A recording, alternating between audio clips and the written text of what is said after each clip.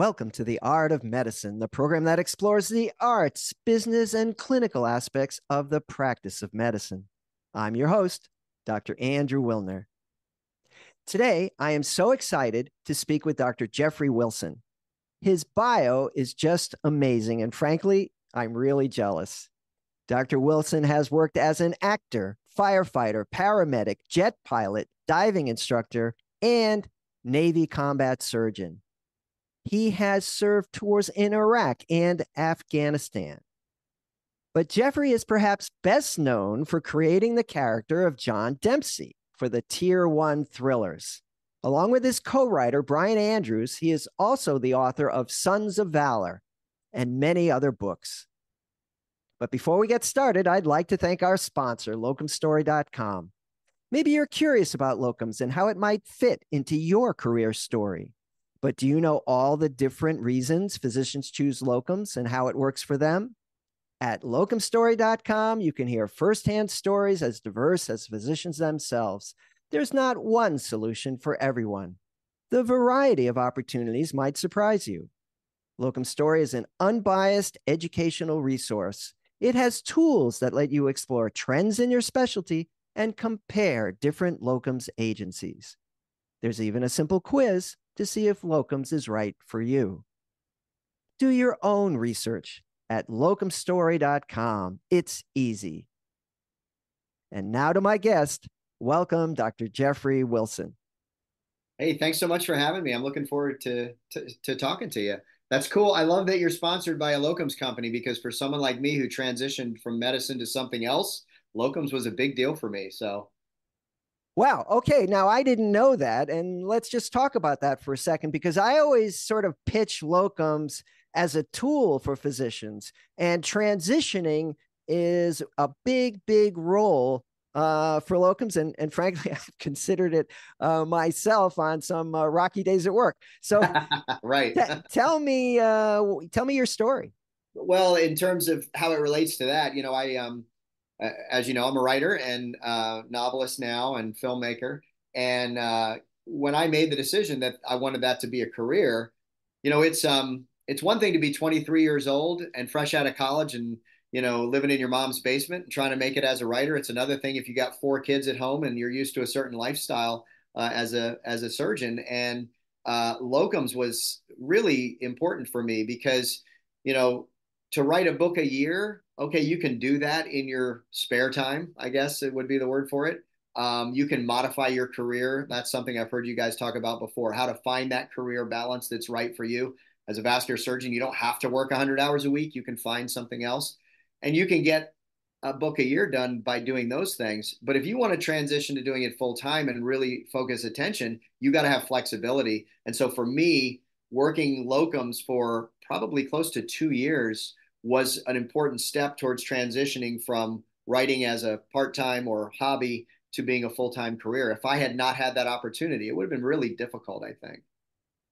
I'm going to jump ahead and ask you the question that my father always asked me when I was, a teenager and trying to be a writer. And he'd say, can you make a living as a writer? You can.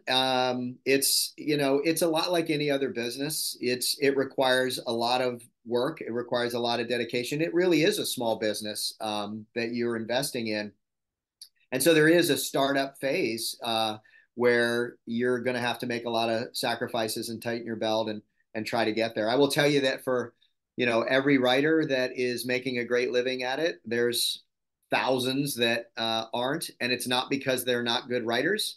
It's usually because luck just didn't fall their way. They sent it and it sat on the editor's desk the day he had a fight with his wife, or who knows why, or because they weren't really focused on the business aspects of it. It's really like any other business. And if you don't educate yourself and have some business savvy of how to grow into that career, it's just hard to be successful. The days of writing one book and getting $1 million deal, the next one, those are over. They've been over for decades. And so you really do have to grow it as a business. And Brian and I, as you know, I write with Brian Andrews.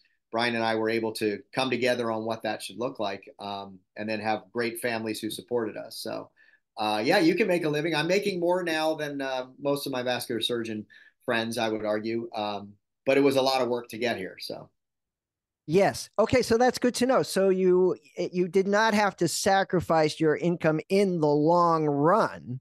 Right. But I suspect, I mean, vascular surgeons, work pretty hard usually. And so you were no stranger to kind of putting your nose to the grindstone, as it were. But that unless there's some sort of incredible stroke of luck, it turns out to be there's a lot of toil involved. Yeah, I think that's true in anything. And, my dad used to tell me anything worth doing is worth toiling over a bit, right? So yeah, there is work. I'm very lucky that, well, first of all, I didn't really spend much time in the civilian world as a vascular surgeon. So I wasn't, working against a great big salary that I needed to make up at first. Most of my time in the medical world was in the Navy, and as you may be aware, we don't make quite as much as our civilian counterparts. And when I transitioned out of the Navy, most of what I was doing, my writing was already taking off. So most of what I was doing was either part-time work, well, what we would consider part-time. My wife would look at it and say, "Well, you're working like 40 hours a week. How is that part-time?" It's like, well, I'm a vascular surgeon. That's part-time. Um, or doing the locum stuff. And so I was able to bridge the gap. So I had some income streams coming from writing, and then I was able to make up the difference between doing that full time and the writing through locums and part time work. So Oh, well, thanks for that, because that's the kind of frank discussion that's really hard to get from successful people. And I think it's very, very valuable. Right. So we're going to take a step back. I mean, you were in the Navy, you were a surgeon, you were assigned to combat teams, right? yeah, You were in inhospitable foreign countries. I think that's fair to say. very fair. And at some point, you said, "Well, I think I want to sit in my den and drink scotch and write thrillers." So to me, that's kind of a leap. Yeah. At least it sounds like a leap. So explain why it wasn't such a leap.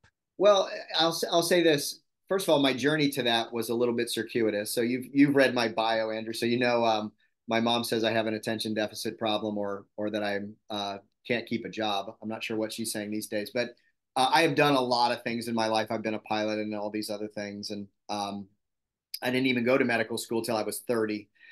So I had a pretty eclectic background already. In terms of this transition to writer for my writing partner, Brian Andrews, it was a little different. He was a submarine officer, and he had never written anything other than school stuff his whole life until after he made the decision late in life to become a writer. For me, it was the opposite. So I have a very eclectic backstory. I've done a lot of different things, but the one thread that pulls through all of the things I've done has been writing. I actually published my first short story when I was, I think, 13 or 14. And so, whatever career I found myself in, writing was always a huge part of my life, like I think it is for you. Sometimes as a hobby, sometimes as an outlet, sometimes just because it's what I did. And so, for me, it was more saying, hey, here's this thing I've done my whole life. And now I've published a book, I've got another one coming. I wonder if it's something that I could actually make a living at. So it wasn't like out of the blue. I was like, I wonder if I could be a writer. I was already a writer from the creative standpoint. Making the business decision and the family decision to embrace it as a career was obviously a different story. And it required, I have the most amazing wife and children as well. My wife, Wendy, has always been one who is like, whatever you want to do, find God's purpose, fulfill your dreams. God puts things on your heart for a reason, all of those sorts of things. And so she was very supportive. But remember, she also had a little bit of history of having to be that. So when I was in the Navy, my initial deployment was with the Marines, but eventually I was with a JSOC SEAL team. So she was already used to sacrifice and tolerating quite a bit. So I imagine in her mind, hey, why don't you be a writer was a lot easier than, hey, why don't you go deploy with the JSOC SEALs? So maybe that was she was worried I was going to go back to that. I don't know. I don't know what she was, but you do have to have that support system for sure. Well, it sounds like although you had many interests, they all required a fair amount of dedication. I mean, you can't become a jet pilot, on a weekend. It requires some study and practice to make it back to the ground. I think the taking off part is easier than the landing, and you got to be Right. pretty consistent. So no stranger to self discipline. Which that's I wanted to talk a little bit about that. I mean, I noticed. I think you have. It's got to be about 10 books now. 27, I think, is where we are at last count. 27 Yeah. books. So at one a year, that's 27 years. Uh, Yeah, so we're in a weird here's our business model, Andrew. When Brian and I decided we're going to do this, we're going to go for it. And I've always been a I either do things or I don't. It's 110% or it's 0%. I don't muddle in the middle. Like, if I'm going to do it, I'm going to do it. And so when Brian and I decided let's do it, we had this business model where we said we've got all these different story ideas. We have this idea for an entire series called the Tier One series, which, as you know, has been pretty successful. But we had all these other ideas, and so we said, let's do this. We're going to just blast everything out there and see what sticks. And if we've got 3 or 4 different series arcs out there and 1 or 2 of them stick, we could probably make a living at it. And we were very blessed in that they all stuck. So the blessing and curse of that is that we actually write 4 books a year right now because that's what our contracts require. So once I'm not sure if you're aware, but we write the Tom Clancy books now for the Jack Ryan series. oh, I didn't So know that. That's yeah, fantastic. so once we added that, that took us to 4 books a year. So we actually have to write a book about every 3 months, which is insane. And it's also not sustainable. Obviously, we're going to, I think, another year or 2 of that, and then we're going to have to slow down on that side of it. And then we took the same approach to the media side. So we wanted to see if we could move stuff into the media. And so we said, let's just pitch different things. And Tier One has sold, it's been optioned for television, but we also sold like 11 other things. So we have about a dozen projects right now for TV and film with us as executive producers, us as writers for some of them. But it was the same thing. It's like sort of be careful what you wish for because now like we have to actually do these things. Um, so yeah, not a book a year. We were writing 2 books a year from the time we started as Andrews and Wilson. The first year we did just the 1 book, and when it was successful, we added the others. But now we're writing with the Clancy. We're now writing 4 books a year somehow. I'm not sure how, but we've made all our deadlines so far, so we'll see. Okay, a couple questions. One, um, as someone who writes, I think one of the reasons I do write is because it's very personal and it's internal, and I make all of the decisions. I'm kind of big on that. And I can't imagine having a co-writer. How does that work? I'll be honest with you. I also couldn't imagine having a co-writer. So when I met Brian, we were both already writers. So I think I had 2 books out and a third one coming, and he had a book out and another one coming. And we met at a writers conference. I'll give a plug for them. It's International Thriller Writers has a conference every year called Thriller Fest, and it is truly writers helping writers. I mean, it is, the first time I went there, I'm a debut author. I was nobody. No one had ever heard of me. And I'm having cocktails with like Lee Child. And he's like, how can I help you? And John Land and all these people that I knew their names. And they were like there and meeting my wife and saying, here's my email. How can I help? And now we do the same thing. We try to pay it forward for the writers coming behind us. So I met Brian there. And he was a Navy veteran. I was a Navy veteran. I'm a little socially impaired. Like I can socialize, I just don't like it. And at the time, I was still, you know, I was still struggling with some PTS issues from my combat service. And so I was in my hotel room with my wife and I'm looking through the brochure and I'm trying to find other dudes who are military. And I'm Hmm. like, okay, if I can see that guy, I'm memorizing their picture. If I see that guy, I can talk to that guy, right? And so I see Brian at the cocktail party. He's sitting by himself at a table because he's a submariner. So who's going to talk to him? And I go over and talk to him, and we become fast friends. We're both very family focused people. Our kids are the same age. And about a year later, we were in New York again for the conference. And he said, we were both in between projects trying to figure out what our next book was going to be. He said, I think what we should do is we should partner up. Like, we should do this thing where we co author, like Preston and Child do, or some of these others. Kathy Coulter does it with JT Ellison, or she did. And he said, the SEAL community. I know submarines. We do SEALs and subs. And And I immediately told him, absolutely not. Like you, I'd been writing my whole life. I just couldn't even imagine what would that look like. Like I write the nouns, you write the verbs. Like, what do you even mean when you say it? I said, but I'll help you. Like if you need some help with the special warfare aspect. So we start brainstorming this out. And so you're a neuro guy, so you'll appreciate this. Brian basically used his psychology degree to manipulate me. So we built this great story, and he asked me a second time if we could write it together. I said I just didn't think it would work. And so we have this whole story mapped out, and it's the first tier one book. And it's a great story. I'm like, this is a really great story. I'm getting a little jealous that I've helped this guy develop this great story. So he says, all right, here's what we're going to do. Let's just try it. Let's write 5 chapters. And if it works, great. And if it doesn't, no harm, no foul. You can have the book and it'll be yours. And I was like, I just got a great book, right?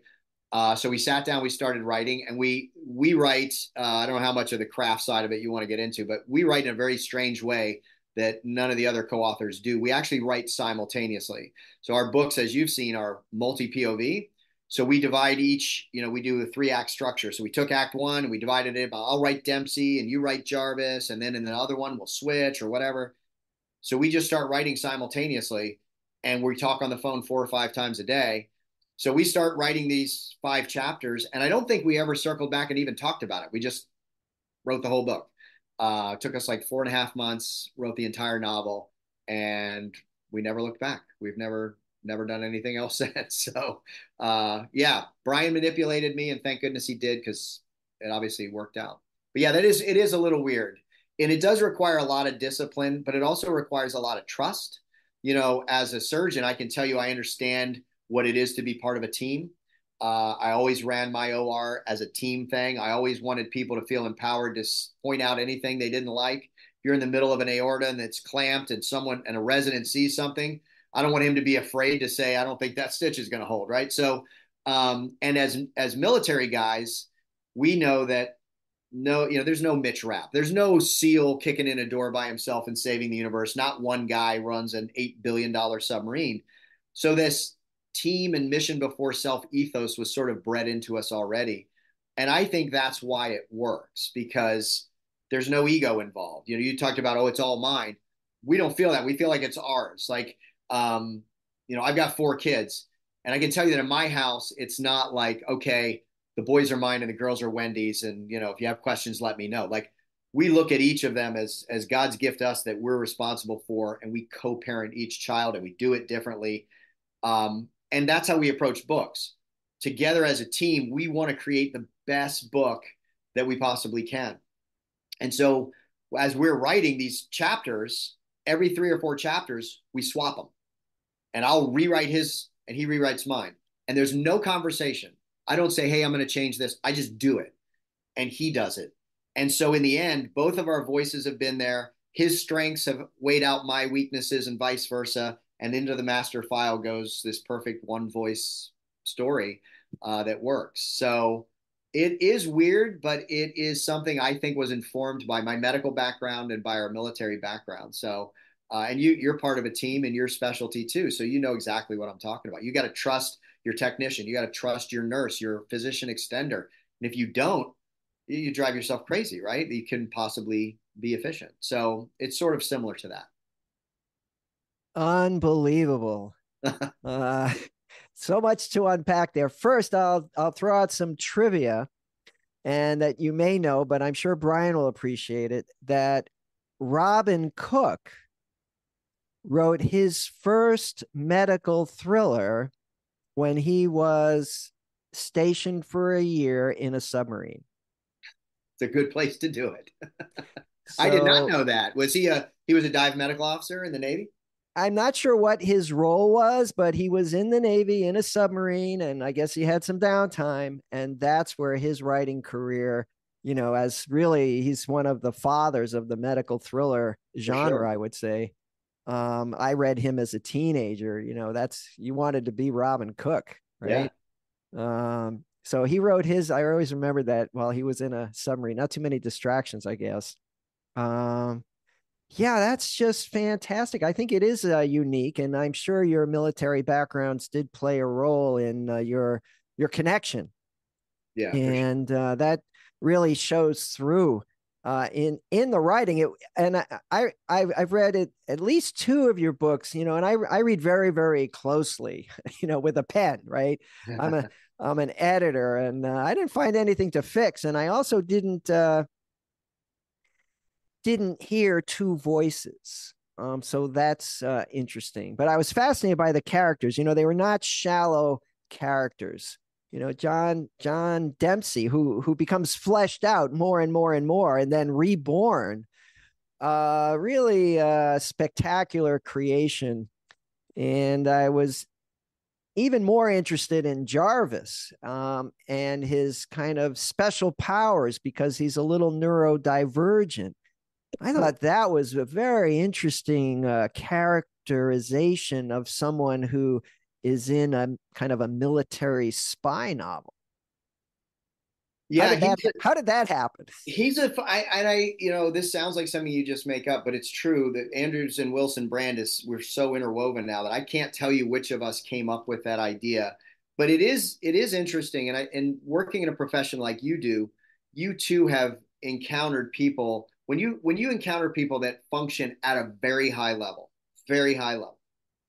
whether it's in medicine or it's in government service or special operations, it is not that unusual to find that they're unusual. Now, we found a kind of a Okay. fun medical way to express what his uniqueness was.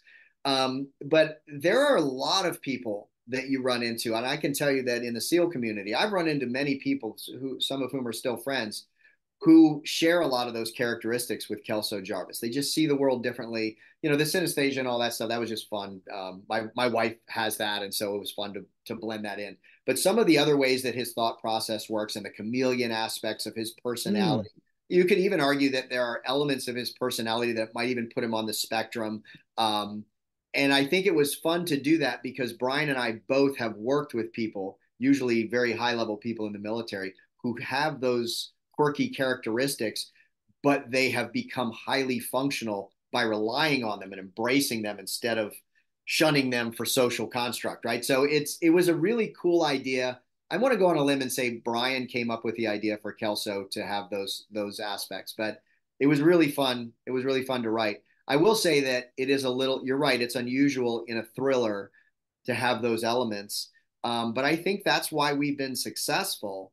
You know, the thriller genre tends to be very plot driven, and as well it should be. Like, you know, some terrorist has a nuke and they're going to do this or that, and you need your character to fix it. Of course, the plot drives much of it. But my favorite people growing up were the folks that wrote very character driven stuff, and I think maybe the best example in the thriller genre is probably Another Physician, Michael Crichton. He was really good at fleshing out character.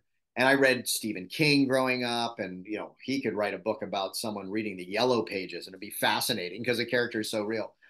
And so it is a little unusual that we put a lot of character and a lot of relationship arc that spans multiple books into a thriller. And it was a bit of a risk because we didn't know how that would be received.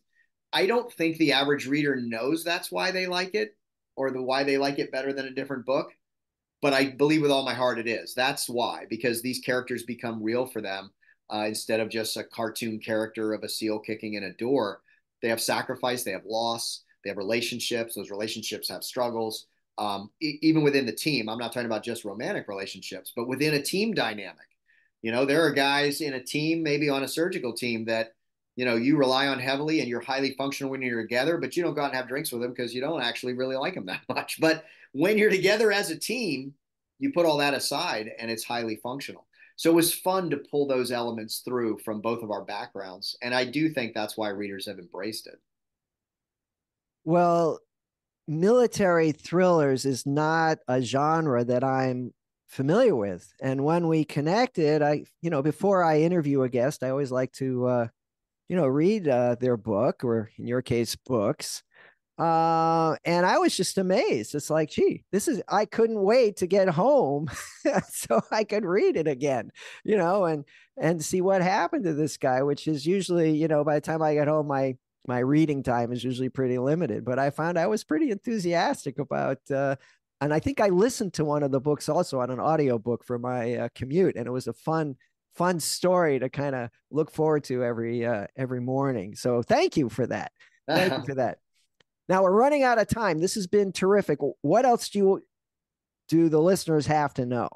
Well, I think that one thing that I was hoping that we could chat about for just a moment is this idea of transitioning in medicine. Because I have friends that are in medicine now that when I talk to them on the phone, they're like, "Oh, I'm so jealous you did this other thing."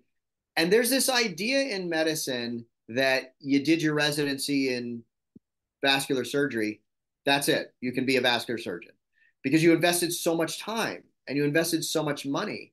And I'm not against medicine by any stretch. I loved it when I was doing it. But the idea that you're locked into something for another 50 years because you did it at the front end of your life, I think is insane. And so I think that I'm not trying to talk people into leaving medicine, but I would say that if you find yourself in a point in your career where it's not giving you happiness, where you don't get up in the morning and say, "Oh, I can't wait to go and do this," then you should be open to the idea that there could be something else out there for you. You shouldn't regret what you've done, but be open to it. And maybe that looks like just changing what you do in medicine. And I think that's often the case, right? Like, okay, I've conquered all the hills. I don't want to do pancreatic duodenectomies anymore because I got to take care of the patient for a month and they don't do well. I've conquered that mountain. I was very good at it, but it's not the lifestyle I want now. Well, maybe you do something else. Maybe you transition to outpatient surgery. Maybe you transition to another subspecialty. Maybe you take your medical skills into the corporate world, or maybe, like me, you find something else you have a passion for and you do something completely different. That was very hard for my wife to get. Like, Mm. so you train so long. Like, how could you? In my case, it was different because I was in the Navy, and after all of my time deployed with my teammates, and I lost a lot of close friends. I lost a lot of close friends. My time in the teams, but so for me, that was another driving force was medicine. It just sort of lost its glamour because I spent time doing those things. But for whatever your personal reason is, I would challenge people: be open, be creative, find a way to be excited about getting up in the morning. If you're 45 years old and you're going to practice medicine for 20 more years, the idea of getting up every morning, loathing your day, like you can't live for the weekend, like in a job like that, and you're not going to be that good at it. So that was one thing I just wanted to share with people. Not that everyone should become a writer or even leave medicine, but for goodness sake, you're an extremely intelligent, educated person if you're in this profession. You are a creative person. You can find a way to merge your personality type with the skill set and knowledge you have into something that gives you happiness and satisfaction. And guess what? You'll be better at what you do when you can find those things. Jeff, I sense another series of locum tenens physician, or a guy who's, transitioning and his various adventures. What do you think? Yeah, absolutely. Come on. And by the way, anybody that is interested in the writing side, and I shared this with Andrew earlier, we are very active in giving back to younger writers. I don't mean, age wise, but newer writers that are trying to come into the profession. Our website, andrews-wilson.com, has a way that you can get in touch with us. We love giving advice to writers. We love meeting writers at conferences and introducing them around and helping them network. So use us as a resource. If you're ready to be the next Robin Cook and the writing part is easy, but the business side is daunting, reach out to us and we're always happy to lend advice. That is extremely generous. And thanks for that. And also, of course, your books are on Amazon and easy to find and fun to read. Oh, thank you. I appreciate that. Dr. Jeffrey Wilson, I want to thank you for joining me on the Art of Medicine. Thanks for having me. Appreciate it. Before we close, I'd like to give another thanks to our sponsor, locumstory.com, a resource where providers can get real, unbiased answers about locum tenens. I'm Dr. Andrew Wilner. See you next time.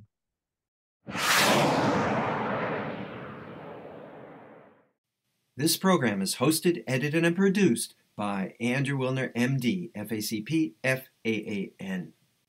Guests receive no financial compensation for their appearance on The Art of Medicine.